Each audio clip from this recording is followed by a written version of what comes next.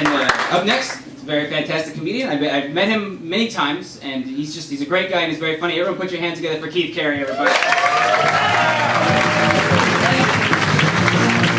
Holy shit, Meltdown. One more time for Matt Purdy, America's favorite comic youth.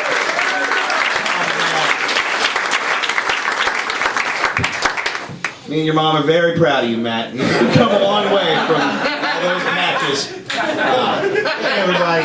Holy cow, this is awesome. It's good to be here in LA, in Hollywood. I am from Orange County, California. If you're not familiar with Orange County, if you get in your car and you drive about an hour south of here, you will reach the factory where they build the angry white people. The birthplace of hate. There's a big flag when you drive in that says, "Come for Disneyland. Stay for some pretty strong opinions about Mexicans." Trying to get it printed on the money. I grew up there. I was raised racist. I should clarify, I have since converted. No longer part of the faithful. Here's the thing. There's some white people here, by which I mean there is only white people here. And I'm sure some of you were raised like casually racist. Like your parents were like, "Oh, come here, we gotta cross the street. It's those other ones." And that is adorable. But I was raised Hasidic racist. This is true, and I really wish it wasn't. My stepdad, when I was growing up, had a tattoo on his stomach of a swastika. Yeah, you know the one. And then around the swastika, he had the words "white power." Now, first of all, ugh. Second of all, me and him had a conversation at one point where he explained to me that he didn't get these tattoos at the same time. Like this was 2 separate trips to prison. And he never told me what order he got the tattoos in. But like, there's no way he got white power first and left all that room in the middle. So what I like to imagine is at some point he's got just the swastika, and then he's just looking in a mirror like, yeah, I don't know. I mean, I like it. It's fine. It's not crooked or nothing. Just, I don't know. Is it subtle? I feel like it's subtle. I know I don't like it, but how are they gonna know? Like, you hang it up. By the way, when did we all as a culture agree that Old English was the official font of hate? Because I didn't describe that tattoo, but you all pictured the same.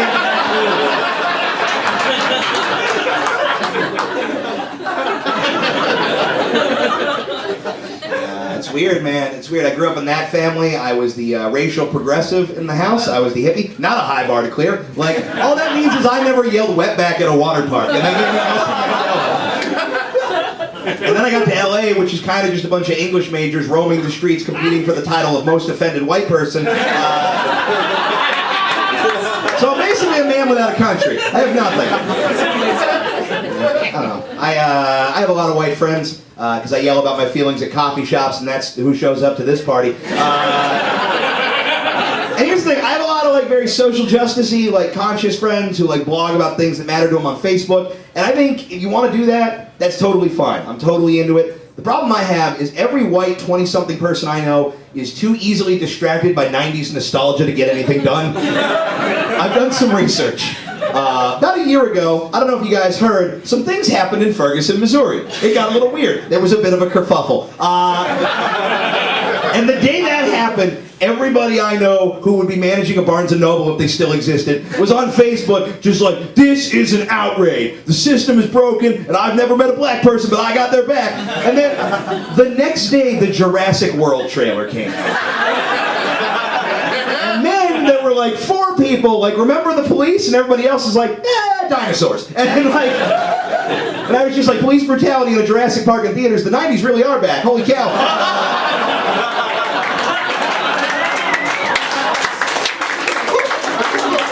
And so I'm like, well, that was terrible timing, but that's got to be a one-time thing. Like a week later, the Eric Garner case got thrown out, and everybody freaked out again. And then the next day, the Terminator Genesis trailer came out, and the same thing happened.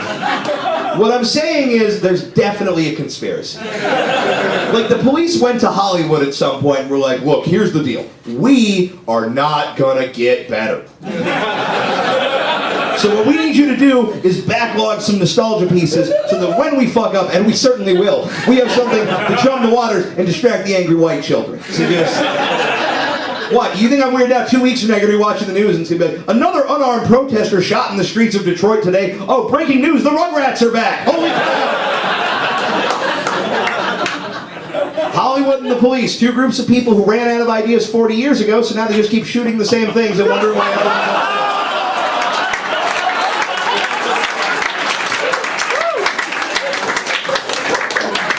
You're right, it's very good.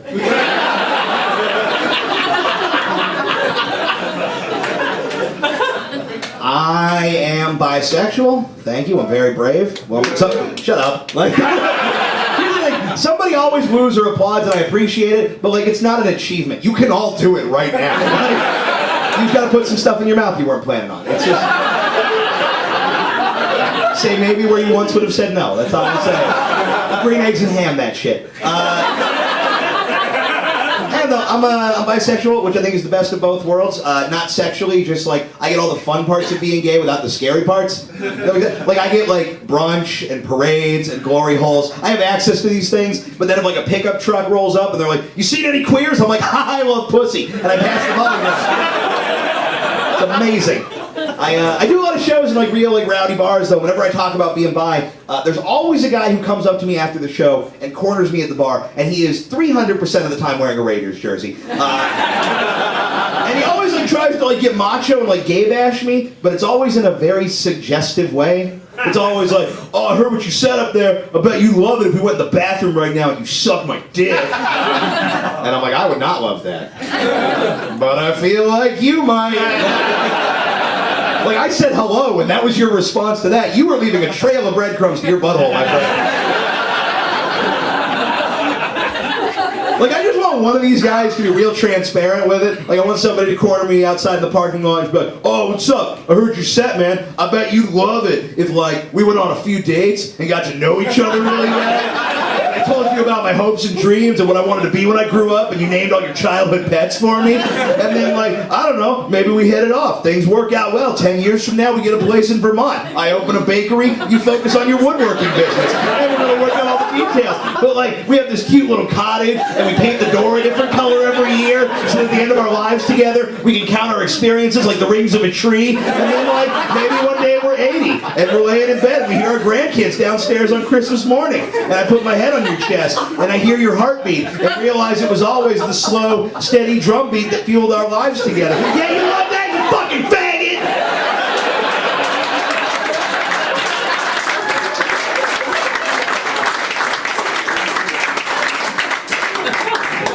I'm not even going to pretend I didn't get winded doing that. There's a lot going on here. I'll leave you guys with this. Why am I standing like this? I'll leave you guys with this. I suffer from depression, which, as it turns out, super trendy right now. Working out pretty well. Bummers of the new black. And I'm going to start this bit by saying I'm okay. No one needs to call anybody. I'm going to be fine. I think about suicide, I would say 3 to 5 times a week. I'm not going to do it. Seems like a lot of work, but just as a possibility. And some of you are looking at me like you have never thought about killing yourselves. First of all, good for you. Second of all, I don't trust you. Like, what do you know that I don't, motherfucker? We're both out there and you're like, this seems fine. You are a sociopath.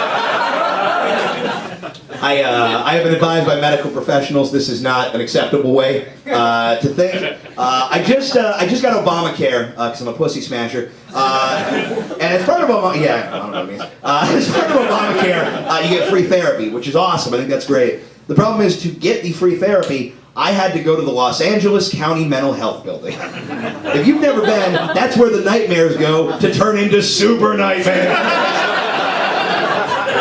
Because I have like a very fragile suburban form of crazy, where it's just like, oh man, nobody understands my art, so I'm going to mope around my apartment, listen to Belle and Sebastian, write a poem about a color that doesn't exist. But that's what's going on up here. I walk into this building, it is 500 homeless people all peeing their pants at once and making direct eye contact. Like, do something, fatty.